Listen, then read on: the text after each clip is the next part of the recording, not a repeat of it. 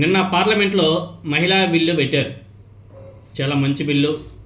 అన్ని పార్టీల వాళ్ళు బాగానే సహకరించారు. ప్రతిపక్ష పార్టీలు కూడా అందరూ కూడా సహకరించారు. అదేవిధంగా ఆ బిల్లు మీద ఎక్కువ మెజారిటీ పాజిటివ్గానే వచ్చింది. కొంతమంది తృణమూల్ కాంగ్రెస్ పార్టీకి సంబంధించిన ఎంపీ ఒక ఆయన బెనర్జీ గారు ఒక కామెంట్ చేశారు. పెట్టండి, తప్పు లేదు, కానీ కేంద్ర క్యాబినెట్లో కూడా మీరు ఇచ్చేటువంటి రిజర్వేషన్ ఏదైతే ఉందో ఆ రిజర్వేషన్ ప్రకారం కేంద్ర మంత్రి పదవి కూడా ఇవ్వండి. అదేవిధంగా ప్రైమ్ మినిస్టర్ పదవి ఉంది కదా, ఆ ప్రైమ్ మినిస్టర్ పదవిని కూడా 5 yearsలో 2.5 year మహిళలకు కూడా ఆ పదవిని ఇవ్వండి అని చెప్పేసి ఆయన మంచి డిమాండ్ చేశాడు. చాలా గొప్పదే. ఆ డిమాండ్లు ఏవి కూడా కేంద్ర ప్రభుత్వం ఒప్పుకోదులేండి. ఇక్కడ మహిళా బిల్లు వీగిపోవడానికి గల కారణం, ఇక్కడ కేంద్ర ప్రభుత్వం అంటే బీజేపీ పార్టీ కొంచెం తెలివిగా బ్రెయిన్ యూజ్ చేసింది. వాళ్ళ మెయిన్ కాన్సెప్ట్ మహిళా బిల్లు కాదు, వాళ్ళ మెయిన్ కాన్సెప్ట్ డీలిమిటేషన్ బిల్లు. మహిళా బిల్లుతో పాటు ఈ డీలిమిటేషన్ బిల్లు అదేవిధంగా ఇంకొకటి కూడా ఏదో పెట్టేట్టుగా రెండో పెట్టామంటే మహిళా బిల్లుకి ఎవరు కూడా వ్యతిరేకం కాదు కదా. సో గుంపులో గోవింద ఈ డీలిమిటేషన్ బిల్ కూడా పాస్ అయిపోతుందని చెప్పేసి చాలా తెలివిగా రెండింటిని కలిపి ప్రవేశపెట్టారు. ఇక్కడ మహిళా బిల్లుతో పాటు అన్ని బిల్లులు కూడా వీగిపోయాయి. మొదట మహిళా బిల్లుని ప్రవేశపెట్టారు, అది వీగిపోయేసరికి వీళ్ళు ఆల్రెడీ దీంతో పాటు ఇంకొక బిల్లు కూడా పెట్టారు కదా, డీలిమిటేషన్ బిల్లు. డీలిమిటేషన్ బిల్లుకి చాలామంది వ్యతిరేకంగా ఉండరు. దేశంలో ఉన్నటువంటి అన్ని పార్టీలు కూడా వ్యతిరేకం. ఒక బీజేపీ, తర్వాత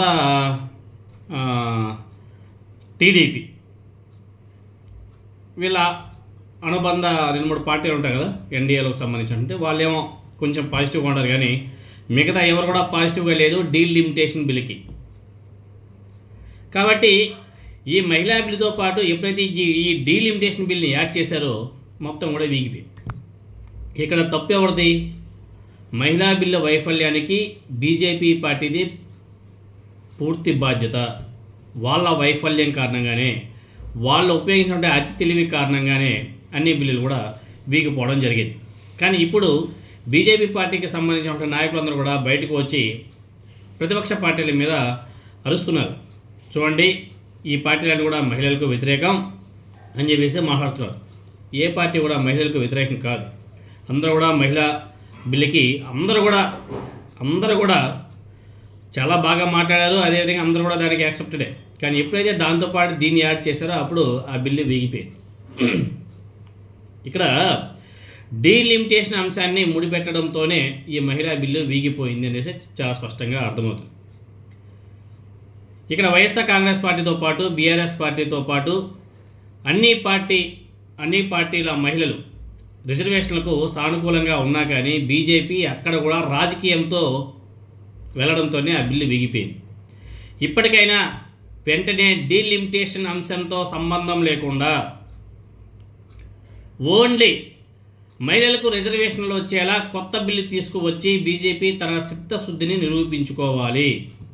ఓన్లీ ఒకే బిల్, మహిళలకు రిజర్వేషన్లు వచ్చేలా ఆ ఒక్క బిల్లుని మాత్రమే తీసుకువచ్చి తమ యొక్క చిత్తశుద్ధిని నిరూపించుకోవాలి.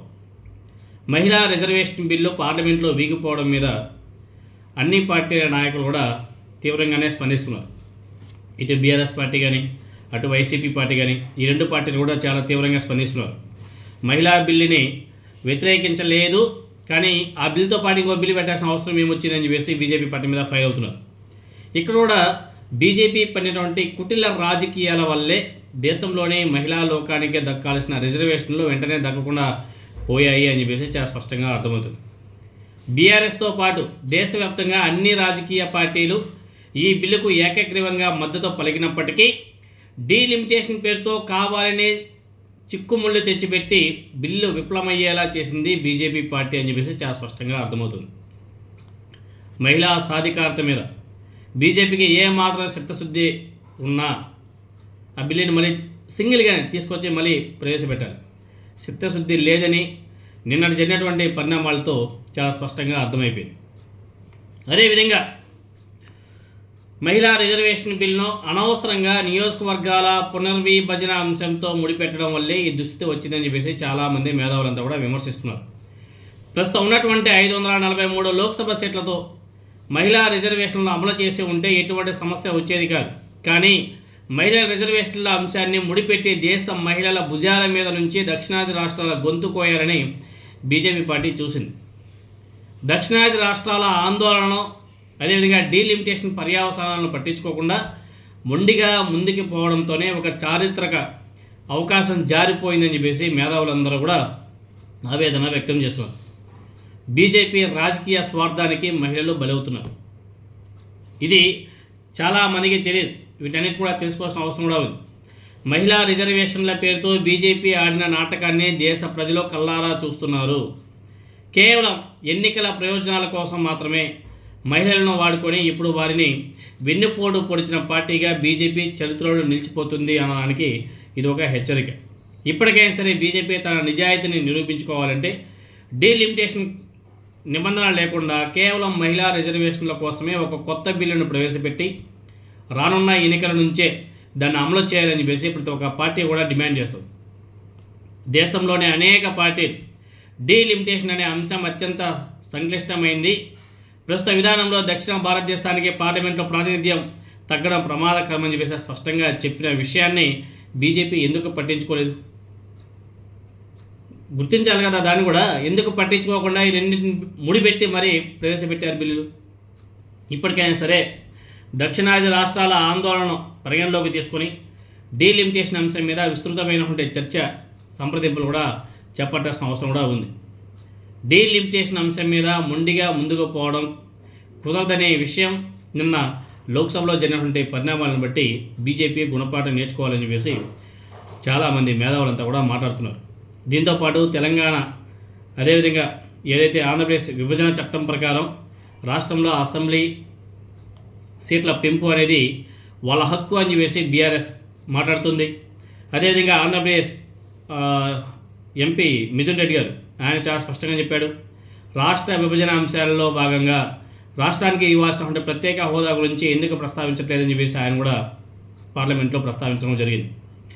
జమ్మూ కాశ్మీర్, అస్సాం రాష్ట్రాల్లో దేశవ్యాప్త డీలిమిటేషన్తో సంబంధం లేకుండా సీట్ల పెంపు చేపట్టినటువంటి కేంద్రం తెలంగాణ విషయంలో ఎందుకు నిర్లక్ష్యం చేస్తుందని చెప్పేసి నిన్న కేటీఆర్ గారు ప్రెస్ మీట్లో కూడా మాట్లాడారు. సో మహిళా బిల్లుతో దేశవ్యాప్త డీలిమిటేషన్ అంశం సంబంధం లేకుండా 2 తెలుగు రాష్ట్రాల అసెంబ్లీ సీట్లను 2028 లోపు పెంచేలా ఈ పార్లమెంట్ సమావేశాల్లో ప్రత్యేక బిల్లు తీసుకురావాలని చెప్పేసి ప్రతి ఒక్కరు కూడా గట్టిగానే డిమాండ్ చేస్తున్నారు. కాబట్టి ఇప్పటికైనా సరే కేంద్ర ప్రభుత్వం బీజేపీ పార్టీ కొంచెం చిత్తశుద్ధితో డీలిమిటేషన్తో సంబంధం లేకుండా మహిళా బిల్లును ప్రవేశపెట్టి పాస్ చేయించాల్సిన బాధ్యత, నైతిక బాధ్యత, రెస్పాన్సిబిలిటీ బీజేపీ పార్టీది, కేంద్ర ప్రభుత్వాన్ని అని చెప్పేసి మరొకసారి మీకు అందరికి కూడా గుర్తు చేస్తున్నాను.